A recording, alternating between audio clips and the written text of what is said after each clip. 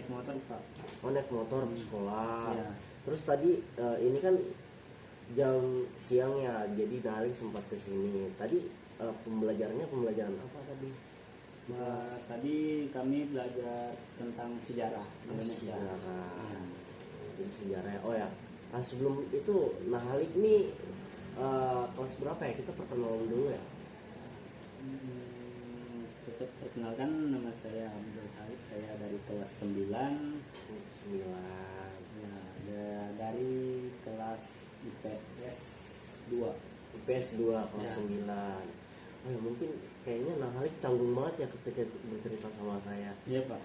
Halik baru lihat saya ya di sini ya. Iya Pak. Nah, ya. Kebetulan saya baru masuk di sekolah ini sebagai guru BK itu baru 2 bulan yang lalu. Jadi saya baru guru di sini.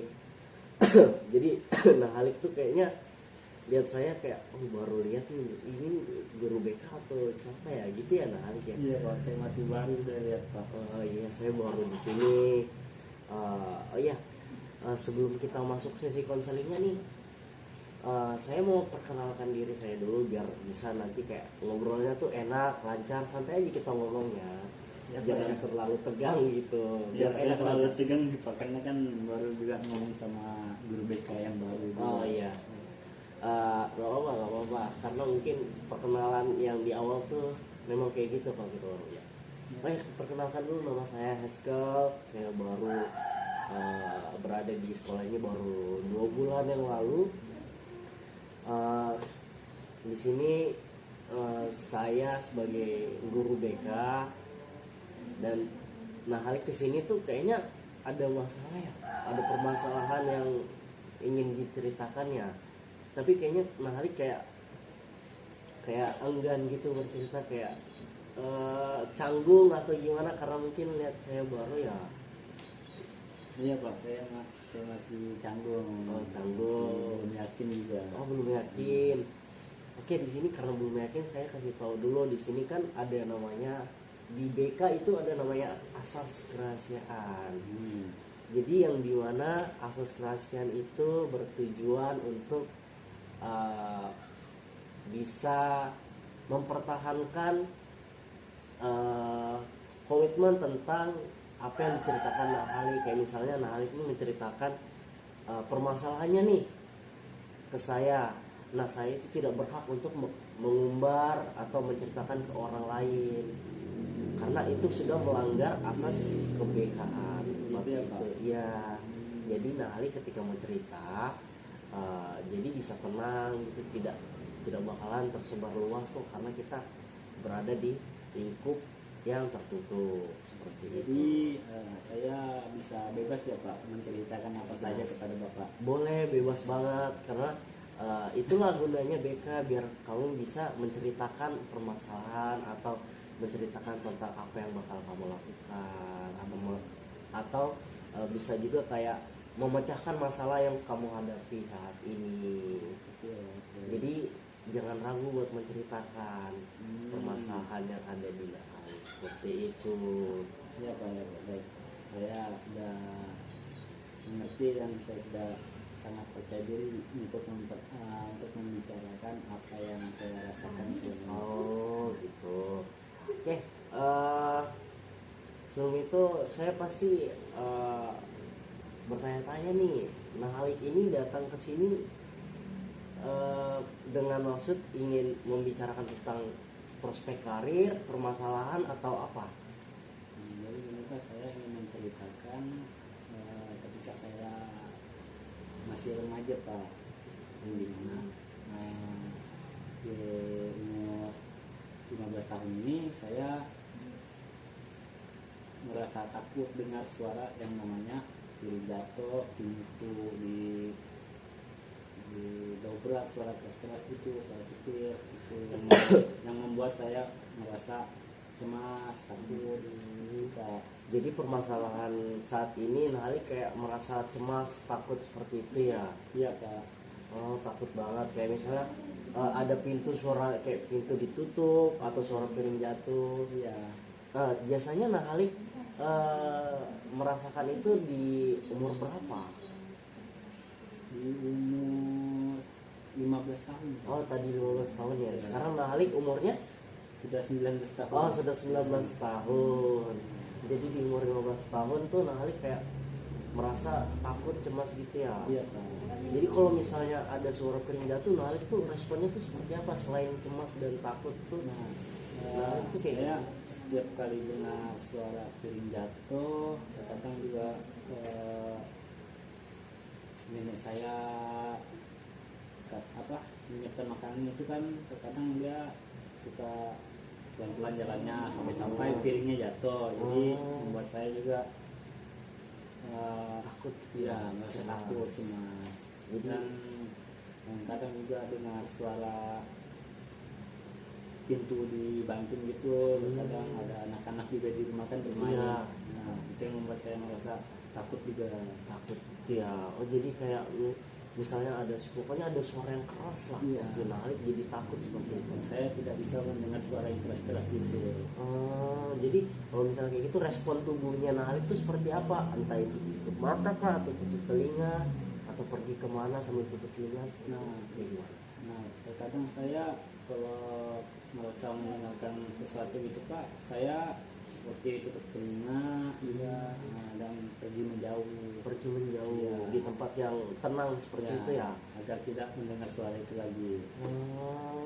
Jadi dari yang cerita Nahalik sampaikan ini mungkin Nahalik masih ada gitu yang mau diceritakan. Mungkin kayaknya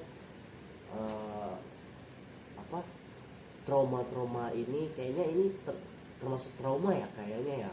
Iya Pak, bisa dibilang begitu. Trauma ya. Iya. Karena saya mendengar tadi katanya dari remaja mulai muncul rasa seperti itu. Iya. Berarti sebelum remaja pasti ada kejadian yang membuat Nahalik merasa ketakutan, kayak susah kalau mendengarkan suara keras seperti itu. Boleh nggak diceritakan Nahalik tentang gimana sih asal mulanya bisa takut seperti itu di usia-usia mungkin yang masih belia, atau bisa mungkin melihat kejadian-kejadian yang membuat Nahalik tuh merasa kayak takut gitu. Boleh ceritain nggak? Gimana ya Pak? Saya juga bingung Pak. Mulai ceritanya dari mana? Kalau saya cerita, mental saya menjadi down, membuat saya nggak bisa ngomong Pak. Saya Nggak bisa. Tidak apa-apa kalau misalnya trauma saat ini tuh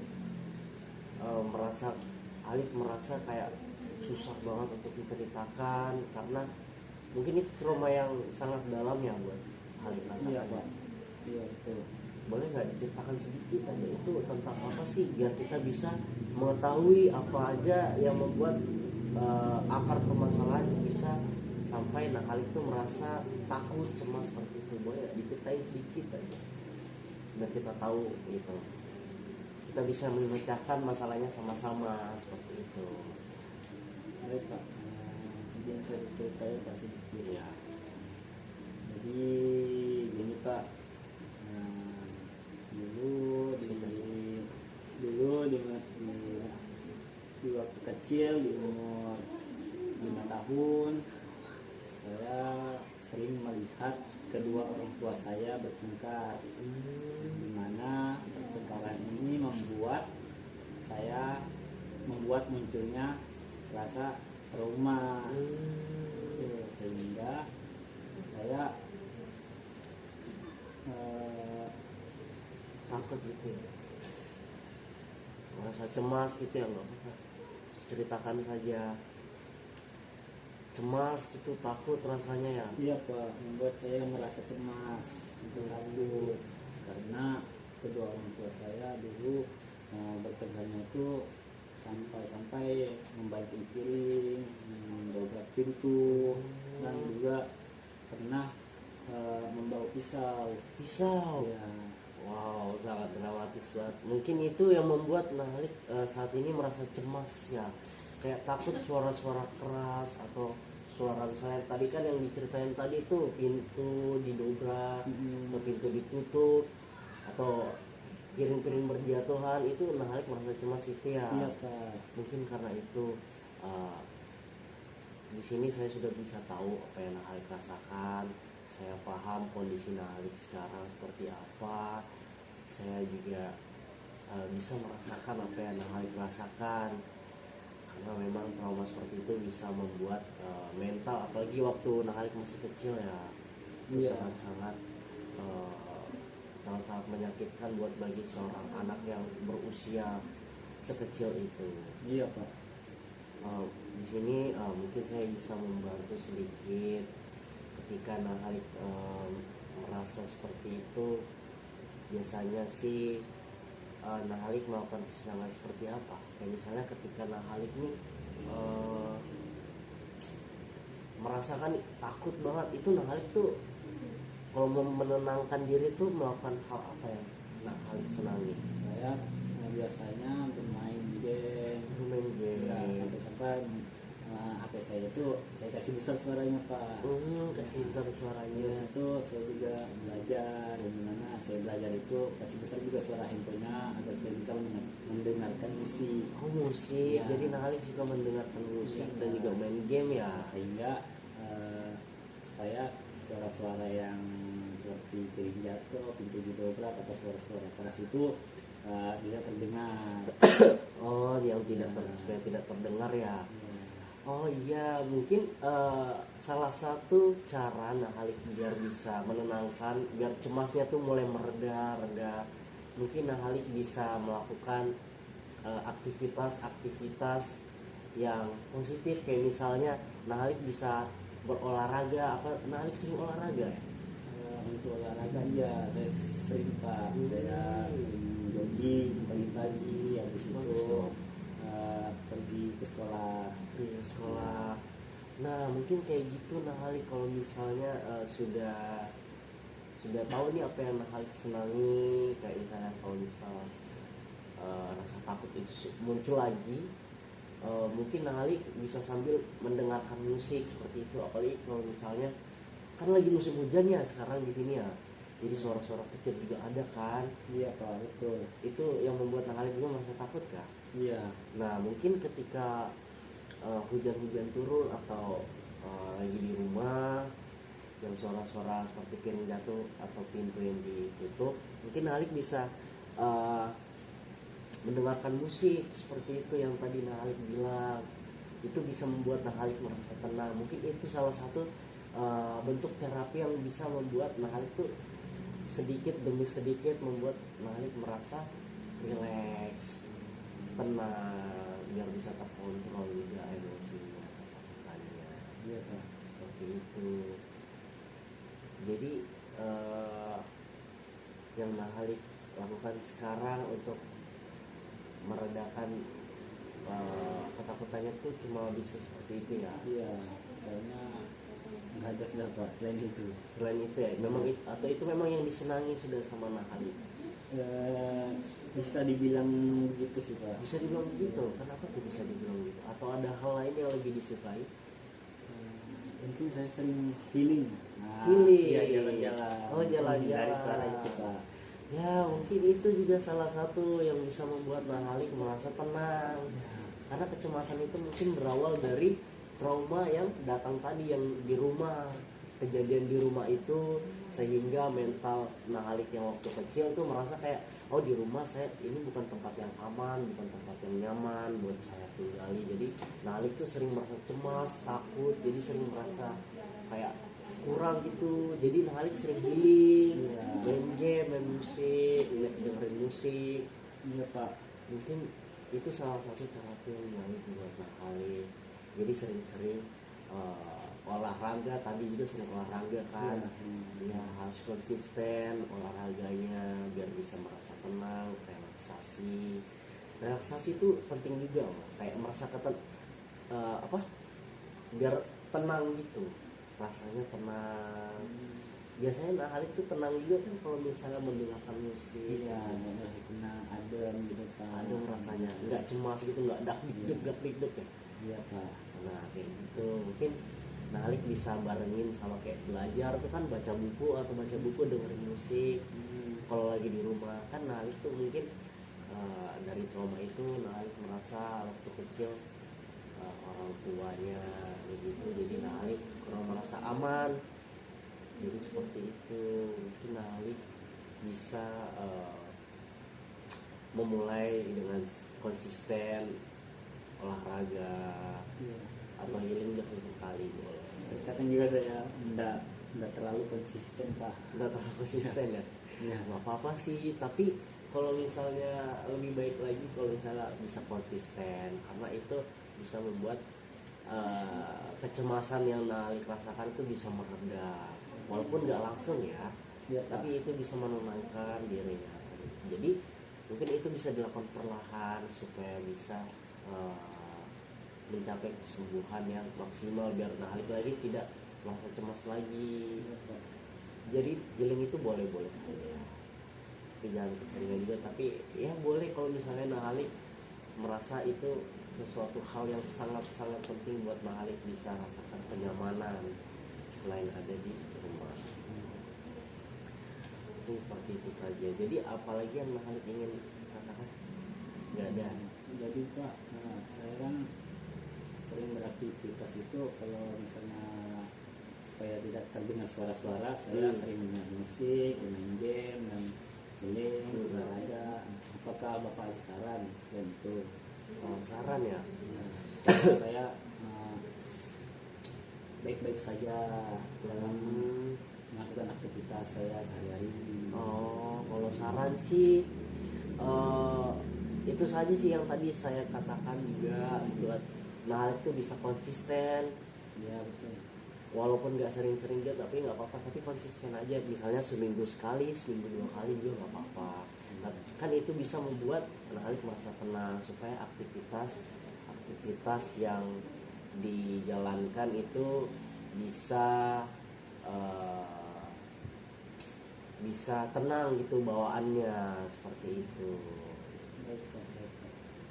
Saya sudah paham. Mungkin saya nggak bisa Pak. Terharu Pak, Terharu. terharu ya. Mungkin ini baru pertama kali ya Nahalik cerita. Iya Pak. Baru pertama kali ya cerita. Karena baru pertama kali saya menceritakan masa lalu saya dengan orang-orang. Nggak apa-apa. Karena selama ini saya pendam Pak. Saya ini Nahalik pendam ya. Jadi kalau waktu Nahalik pendam tuh merasa, jadi cemasnya tuh merasa kayak ini ya. Iya Pak. Itu. Jadi sekarang gimana rasanya? Lega? Sudah Alhamdulillah. Lega Pak. Bisa Lega. mengerjakan semua apa yang saya rasakan. Wow, bagus sekali. Jadi mungkin sesi konseling kali ini udah berhasil ya membuat Nahalik merasa lega. Ya, seperti itu Pak. Sudah menceritakan masalah-masalahnya. Ya. Nah, mungkin yang tadi dibilang saran tadi mungkin seperti itu Nahalik. Ya. Jadi Harus Nahalik itu konsisten. ya bisa konsisten. Misalnya seminggu 2 kali, seminggu sekali buat jogging atau apa seperti itu, biar Nahalik merasa tenang. Nah, baik Pak. Mungkin itu aja, atau ada lagi yang Nahalik mau sampaikan? Mungkin itu aja Pak yang bisa saya ceritakan kepada Bapak. Mungkin itu aja ya. Ya. Oke, terima kasih udah datang Ya. ke sesi konseling kali ini. Terima kasih sudah menceritakan permasalahannya. Nahalik hebat banget tadi sudah menceritakan sedalam itu.